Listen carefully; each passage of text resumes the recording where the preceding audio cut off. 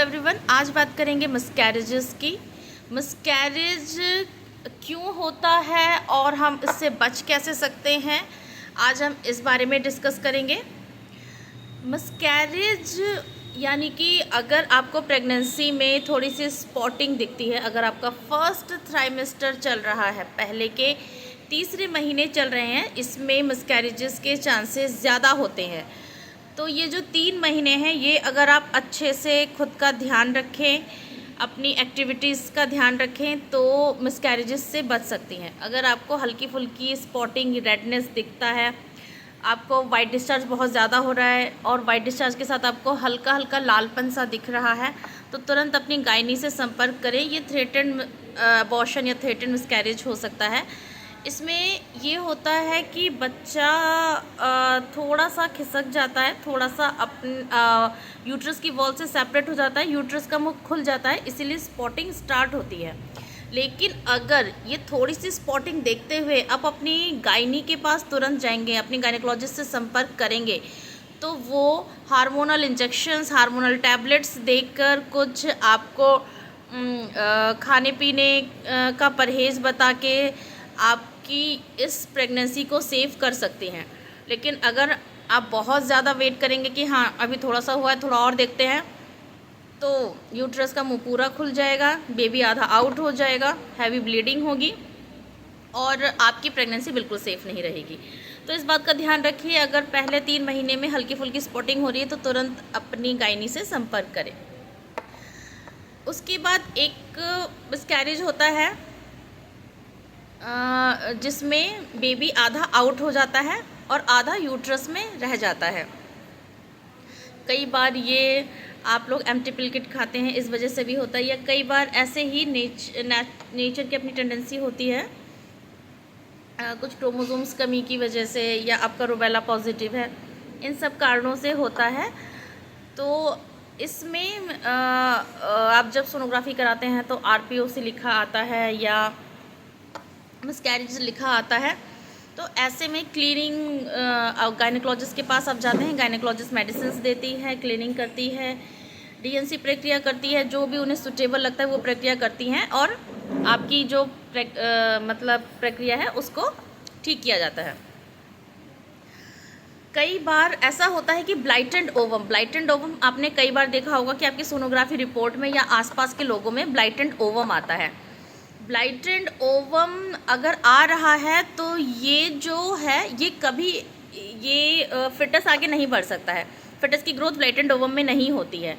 तो ब्लाइटेंड ओवम अगर आ रहा है तो आप तुरंत अपने गायनेकोलॉजिस्ट से संपर्क कीजिए। ये भी एक काइंड ऑफ मिसकैरेज है जिसमें बेबी की ग्रोथ इसमें नहीं होती है।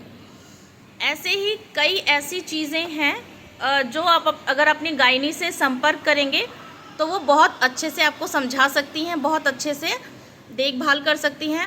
और स्टार्टिंग से यानी कि आपने कंसीविंग की, आपकी प्रेगनेंसी स्टार्ट हुई, आपने कंसीविंग की और तुरंत आप अपनी गायनी के पास गई, तो वो आपको बचाकर चलती हैं, यानी कि कुछ ऐसे हार्मोनल्स, इंजेक्शंस, मेडिसिन्स देते हुए चलती हैं जिससे आपकी प्रेगनेंसी सेफ रहती है। अब अगर आपके मिसकैरेजेस हो चुके हैं, यानी कि मिसकैरेज हो चुका है या आपने डीएनसी प्रक्रिया की है, तो क्या करें, तो उसके बाद क्या किया जाए। तो उसके बाद पहली बात तो भारी वज़न ना उठाएं, भारी वज़न उठाने से बचें। भारी वज़न आपको प्रेगनेंसी के 3 से 4 महीने में भी भारी वज़न उठाने से बचना चाहिए, यानी पूरी प्रेगनेंसी में यानी कि जो भारी वज़न है उसे उठाने से बचना चाहिए। बहुत ज़्यादा ट्रैवल करने से बचे, इससे भी मिसकैरेजेस होते हैं। और अगर मिसकैरेज हो चुका है तब भी आपको ये चीज़ें फॉलो करनी है, अदरवाइज़ ऐसा हो सकता है कि हैवी ब्लीडिंग का शिकार आप हो सकती हैं।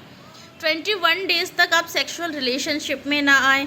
अगर आपने डीएनसी प्रक्रिया कराई है या फिर आपका मिसकैरेज हो चुका है, तो जब आप ठीक हो चुकी हैं तो 21 डेज़ तक आप किसी भी रिलेशनशिप में आप ना आएँ, इस बात का ध्यान रखिए।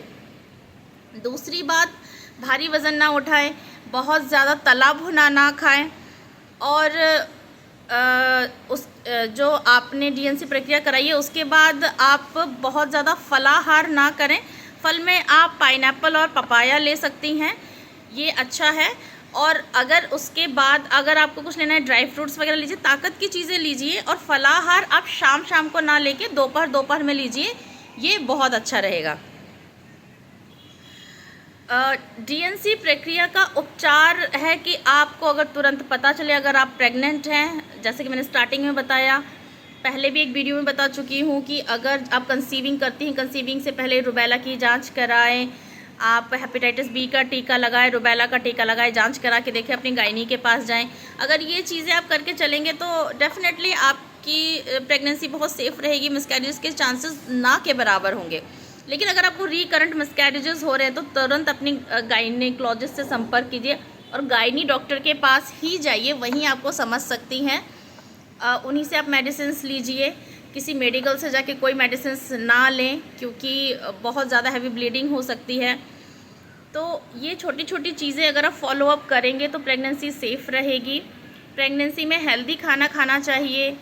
स्टार्टिंग से फॉलिक एसिड टैबलेट लीजिए, आयरन की टैबलेट्स जो होती हैं उससे लीजिए, न्यूरल ट्यूब डिफेक्ट से आप बच्चे को बचा सकते हैं। तो ये छोटी छोटी चीज़ें आपको हेल्दी प्रेगनेंसी की ओर लेके जाएंगी। जानकारी अच्छी लगी है तो लाइक शेयर सब्सक्राइब कीजिए। Thank you.